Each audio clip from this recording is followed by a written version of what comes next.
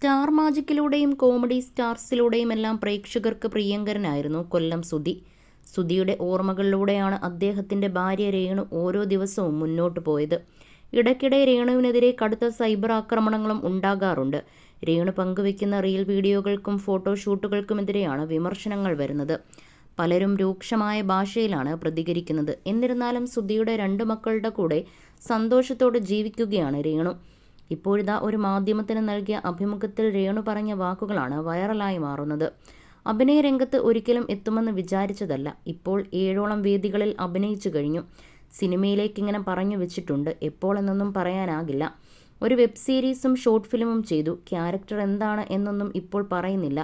അത് സസ്പെൻസ് ആണ്. ഉപജീവന മാർഗമായി ഇപ്പോൾ നാടകം മാറി. വിളിച്ചപ്പോൾ ഒന്ന് ജസ്റ്റ് വന്നതാണ്. എന്നാൽ അത് ഇപ്പോൾ അതിജീവിത മാർഗമായി മാറിയിട്ടുണ്ട്. അതൊട്ടും പ്രതീക്ഷിച്ച കാര്യമല്ല.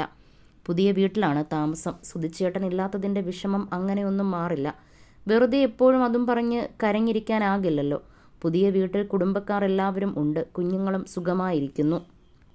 എൻ്റെ കല്യാണമൊന്നും ആയില്ല. നാടകമാണ് ഇപ്പോൾ മെയിനായി കൊണ്ടുപോകുന്നത്. അതാണ് ഏറ്റവും വലിയ വിശേഷമെന്നും രേണു സംസാരിക്കവേ പറഞ്ഞു.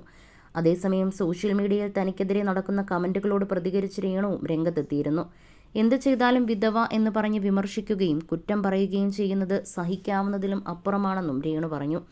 ഇത് അവസാനിപ്പിക്കാനുള്ള വഴി ഒന്നെങ്കിൽ തൻ്റെ ജീവിതം അവസാനിപ്പിക്കുക, അല്ലെങ്കിൽ മറ്റൊരു വിവാഹം കഴിക്കുക എന്നതാണ്. താനൊരു തെറ്റും ചെയ്തിട്ടില്ല, എന്നിട്ടും തന്നെ കുറ്റം പറയുകയാണ്. ഒന്നിനും ഞാനില്ല. എന്ത് തെറ്റാണ് ചെയ്യുന്നതെന്ന് എനിക്കറിയില്ല. ഞാൻ വിധവയാണെന്ന് പറഞ്ഞ് എനിക്കൊന്നും ചെയ്യാൻ പറ്റില്ലേ? എല്ലാം കുറ്റമാണ്. കേട്ടു മടുത്തു. ഒന്നെങ്കിൽ ജീവിതം അവസാനിപ്പിക്കും, അല്ലെങ്കിൽ ആരെയും കെട്ടി ജീവിക്കും. എനിക്കും മടുത്തു. ഇങ്ങനെ കേൾക്കാൻ എന്തെങ്കിലും തെറ്റ് ചെയ്തിട്ടാണെങ്കിലും കുഴപ്പമില്ല. വിധവ എന്ന് പറഞ്ഞിങ്ങനെ കുത്തുന്നു. ഞാൻ എന്ത് ചെയ്താലും പറഞ്ഞാലും കുറ്റം.